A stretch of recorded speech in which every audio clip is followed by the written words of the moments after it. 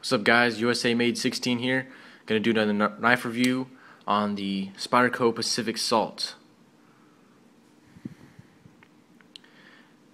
This blade's gonna start you around $60 for this black blade and black handle. You can get a normal, just satin color blade with a black handle or yellow handle for around $50. Now, I want you to keep in mind the price of this. Why this knife is so expensive is because of H1 steel. H1 steel is a Spyderco very nice steel. Here's the kicker, it's rust proof. You can't rust this knife, and I can testify towards this because this knife has been in some serious situations. The reason it doesn't rust is because Spyderco treats it with 1% nitrogen at the hardening process instead of carbon. Now, what nitrogen does is it stops any corrosiveness getting into the blade and stops it from corroding. H1 steel is a softer steel. I like the softer steel personally. I'll get to that a little bit later. For being a softer steel, you're gonna have to choose what you're going to use this for. Is this going to be your hard use? Are you just going to use this every day and not want to sharpen it for the next 3 months?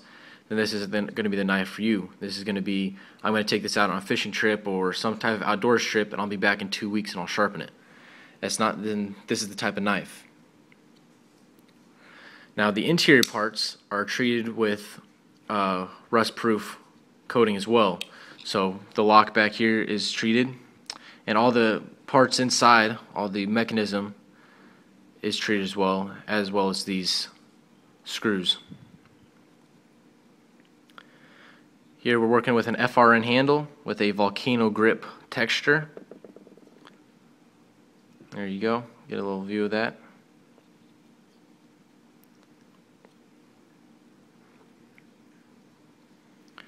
And we're working with a lock back here. It's a pretty soft lock back. It's not, you don't have to work yourself too hard, which I found very useful when I was working with this knife in extremely cold situations. The dexterity of my fingers just were not working that day, and having this easily pushed down so I can put away the knife was extremely nice. Now, it's not the easiest thing to where you're gonna just, barely press and it's gonna go. You gotta put a little bit into it, but not as much as other knives. You have an adjustable pivot screw here. And here's something interesting, is this hole, deployment hole, is enlarged. They did this for if you're wearing gloves or you're in cold weather, you can still deploy the knife without just slipping over it. Now here I have my Spyderco Tenacious. You can see the different size deployment holes. Now, it's kind of hard to see, so here's what I did. I made this little piece of paper here. A little bit easier to see. So on top you have the Pacific Salts at 14 millimeters and Tenacious at 13 millimeters.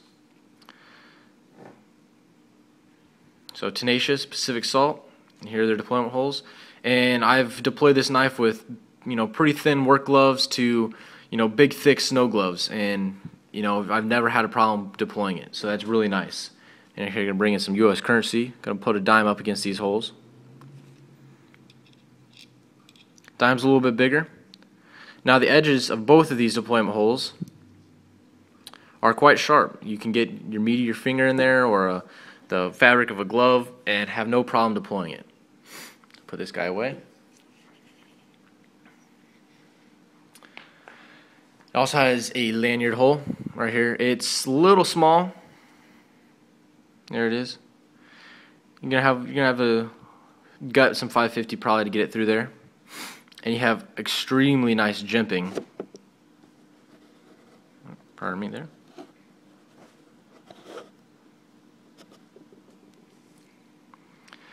This jimping's pretty sharp. It grips to your gloves, grips to your fingers. Doesn't matter if you're wet. Actually, the jimping and the grip gets better as it gets wet.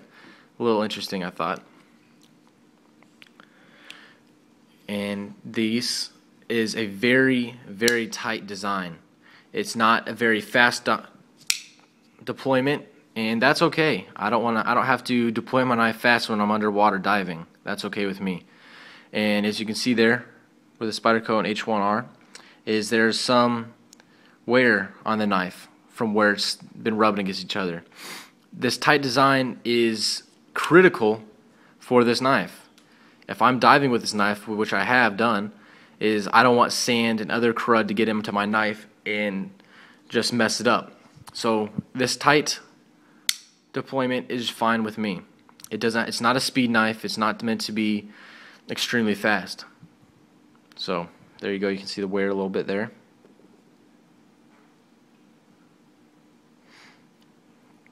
So, and then also the pocket clip wears, which is the same with any coated pocket clip.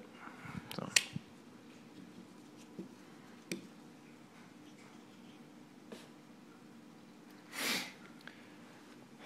This knife is based on, as I said earlier, the Delica and Endura line. So you are having a very well backed design with a very new and great steel. I'm going to start off with the cons of this knife, and this is by far the biggest con I can see. I just got back from a fishing trip in Colorado, and I was carrying this knife as I do with any outdoor trip. I have this knife with me because I don't have to worry about it rusting or cleaning it or drying it off, because it just won't. I don't have to worry about it, and it's great. But the biggest problem is this pocket clip. I lost this knife because I was bending down to release a fish and it popped out of my pocket and I had no idea. So next morning I walked around the lake that I was at and miraculously found the knife. Now the knife was in an interesting place. It was underwater, at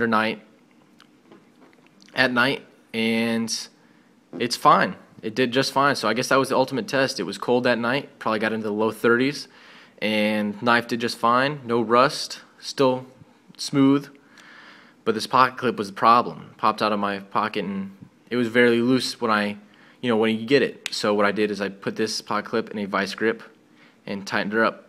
So now she's nice and tight and I don't have to worry about it anymore. So it's not a big deal, but when you get this knife, I suggest you tightening this clip up. Now see these screws, this is the actual screw right here.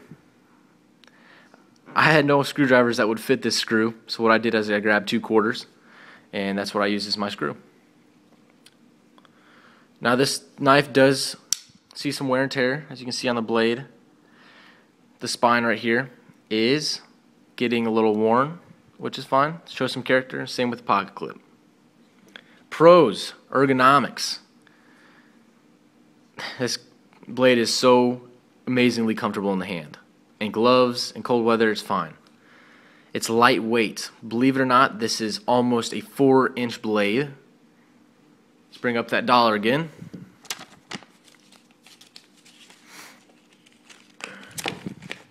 Almost a 4-inch blade, and get this, 3 ounces. That's it, 3 ounces. That's how, when I lost this blade, I had no idea I lost it, because it's so incredibly light. Let's get a better view of this. Alright, put the dollar away.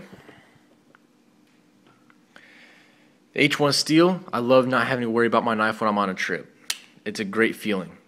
The deployment hole is nice and big. Get your thumb stuck in there, get it deployed. Not the slowest thing in the world either.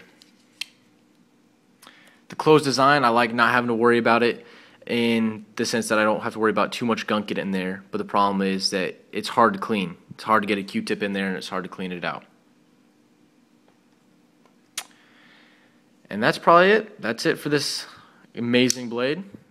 This is my chosen EDC no matter if I'm outdoors or not. I like to carry this blade. It's big. It's a fair price. This is USA made. Peace.